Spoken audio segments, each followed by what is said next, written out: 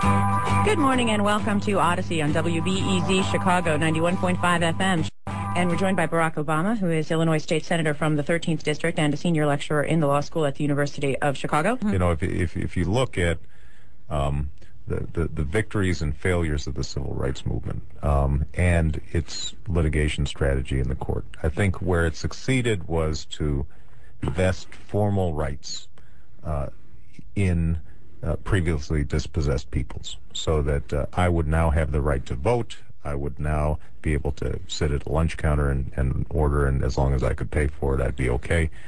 But the Supreme Court never ventured into the issues of redistribution of wealth and sort of more basic issues of political and economic justice in the society.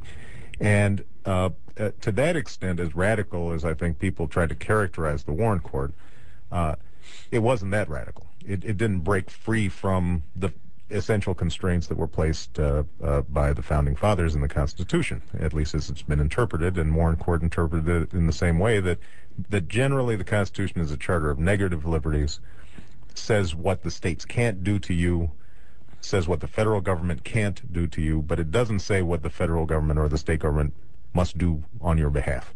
And that hasn't shifted, and one of the, I think, the tragedies of the civil rights movement was because the civil rights movement became so court-focused, I think that there was a tendency to lose track of the political and community organizing and activities on the ground that are able to put together the actual coalitions of power through which you bring about redistributive change. And in some ways, we still suffer from that.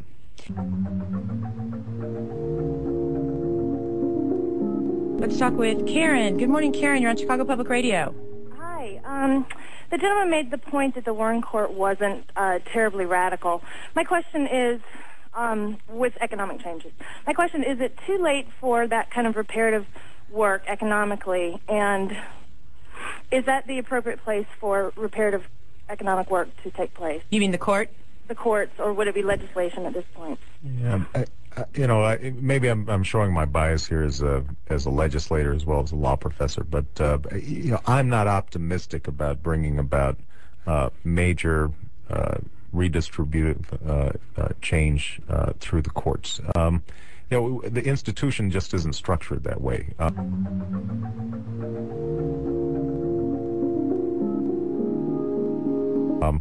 You know, you just look at very rare examples where during the desegregation era, the court was willing to, for example, order you know, changes that cost money to a local school district. And the court was very uncomfortable with it. It was hard to manage. It was hard to figure out.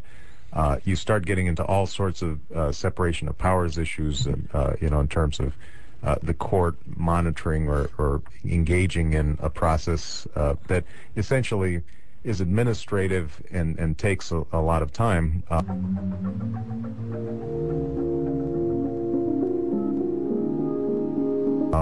You know, the court's just not very good at it, and politically, it's very hard to legitimize opinions from the court in that regard. So, I mean, I think that although you can craft theoretical justifications for it legally, you know, I think you can.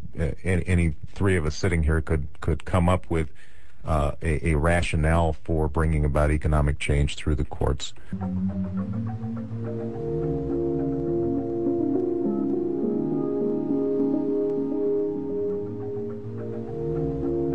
Plan's going to tax me more, isn't it? It's not that I want to punish your success. I just want to make sure that everybody who is behind you, that they've got a chance at success too. I think when you spread the wealth around, it's good for everybody.